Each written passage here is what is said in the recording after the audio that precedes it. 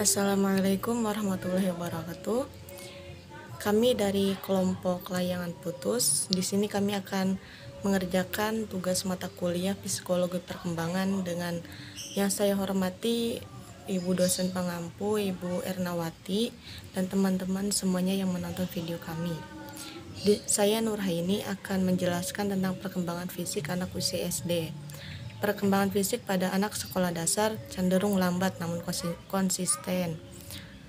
Perkembangan fisik merupakan suatu perkembangan yang menunjukkan terjadinya bentuk tubuh anak, tinggi badan anak, berat badan anak, dan juga perkembangan otak anak.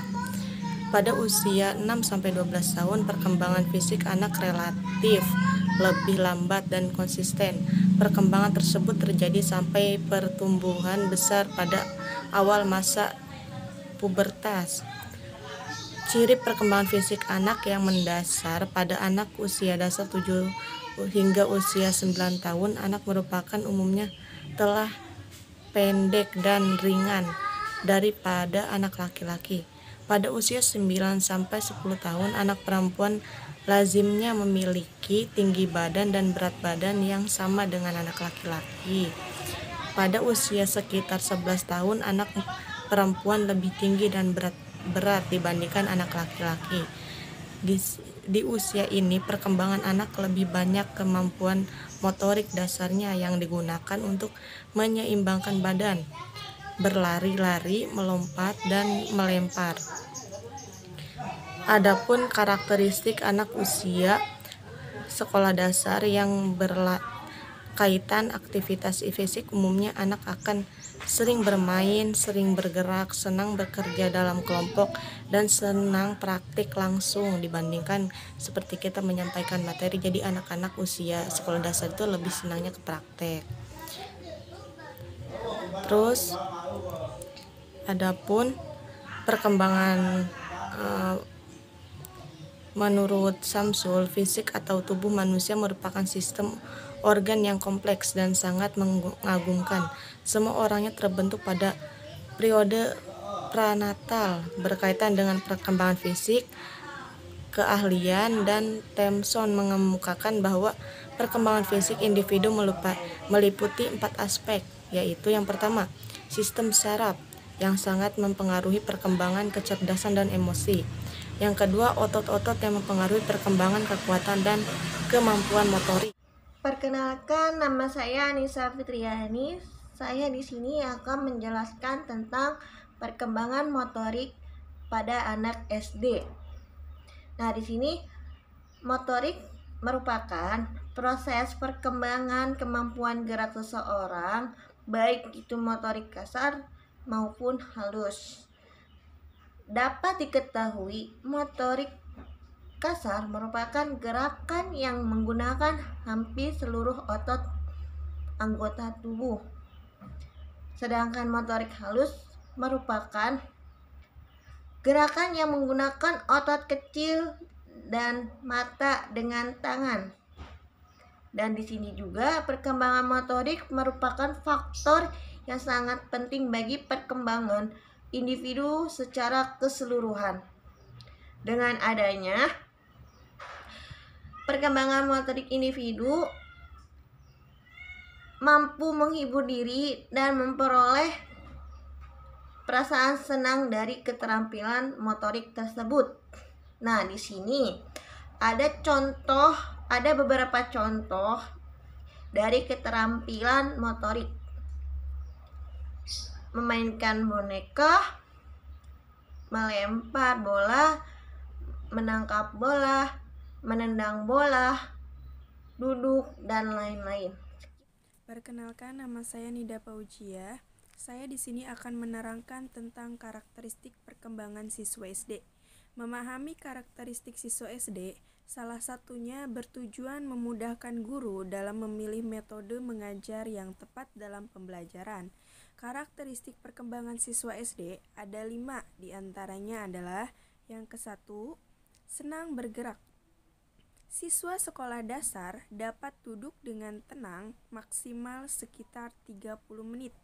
Setelah itu, mereka cenderung untuk melakukan gerakan-gerakan baik disadari maupun tidak. Yang kedua, senang bermain.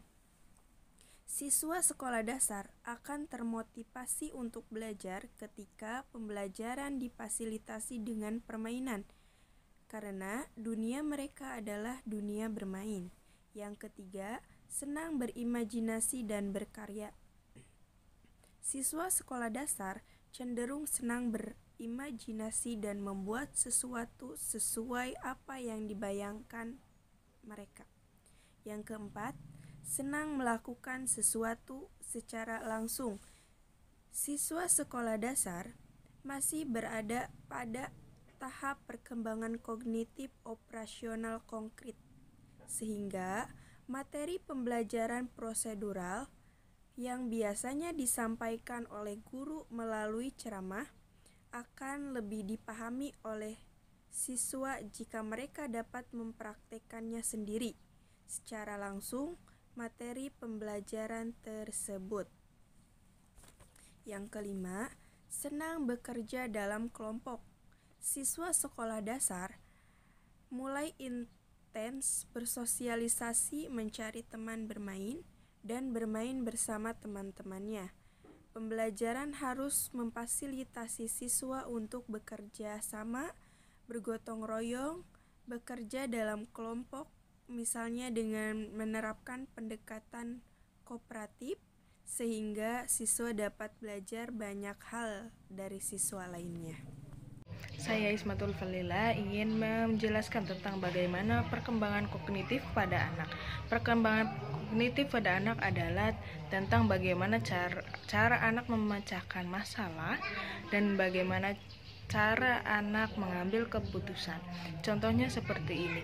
Ketika ingin melatih motorik anak, salah satunya yaitu memecahkan masalah, yaitu dengan salah satu permainan atau cara bermain anak, seperti contohnya puzzle. Puzzle itu bisa memecahkan masalah pada permainan tersebut, sehingga anak bisa mengerti bagaimana cara memecahkan masalah tersebut. Lalu yang kedua adalah bagaimana cara anak mengambil keputusan. Jadi seperti ini, ketika anak berebutan bermain dengan anak yang lain, kita sebagai orang tua seharusnya itu mendiamkan anak agar bagaimana dia bisa mempertahankan permainan yang ia punya tersebut. Jadi seperti itu. Kelebihan dan kekurangannya saya mohon maaf. Assalamualaikum warahmatullahi wabarakatuh. Perkenalkan, nama saya Khairul Anam. Saya di sini akan menjelaskan tentang perkembangan bahasa pada anak.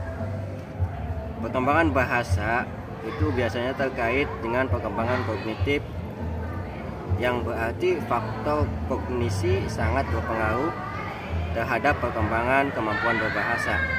Nah, di sini ada beberapa teori pemolehan dalam berbahasa.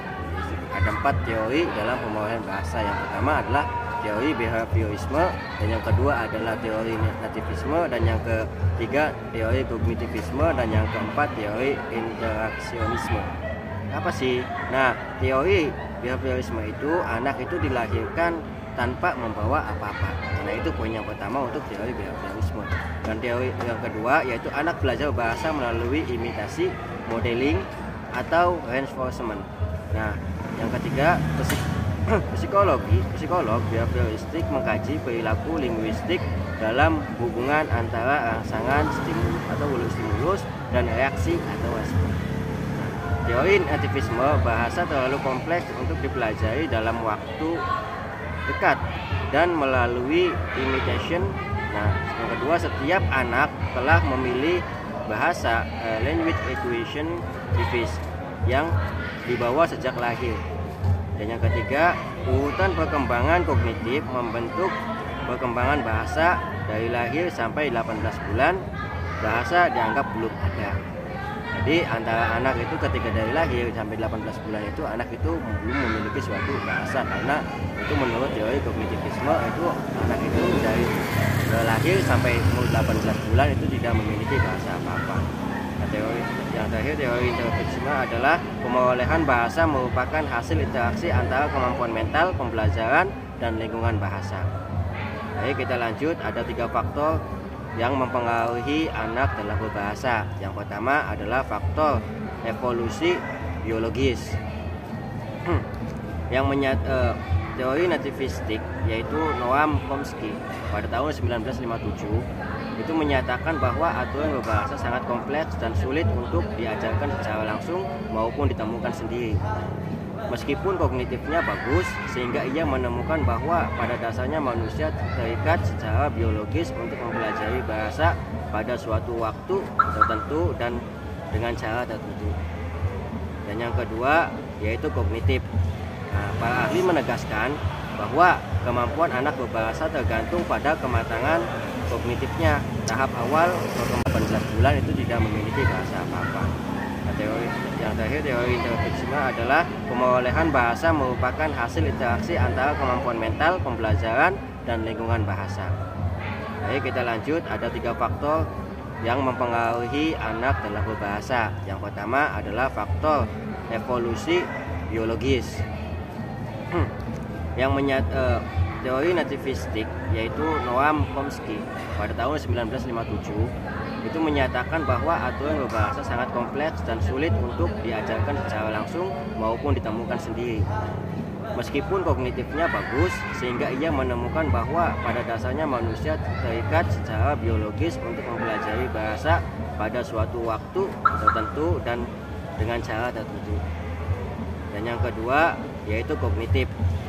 Para ahli menegaskan bahwa kemampuan anak berbahasa tergantung pada kematangan kognitifnya. Tahap awal perkembangan intelektual anak terjadi dari lahir sampai 2 tahun.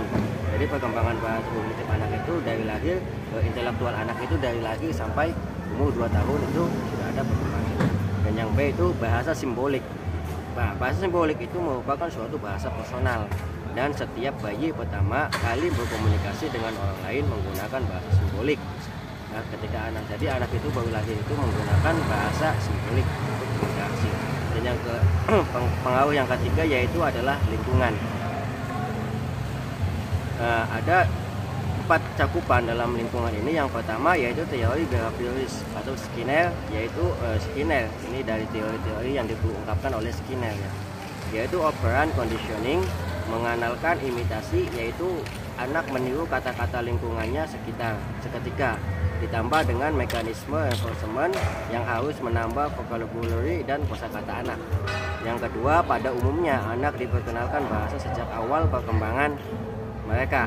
Dan yang ketiga, teori fungsionalis, mengenalkan adanya fungsi sosial dan secara pragmatis mengajarkan bahasa pada anak. Yang keempat, language acquisition support system.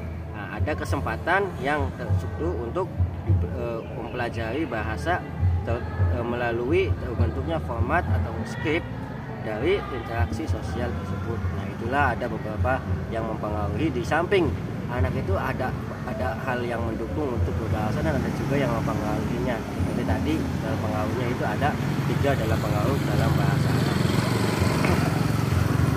Ya, mungkin itu saja dari kami, kurang lebihnya mohon maaf.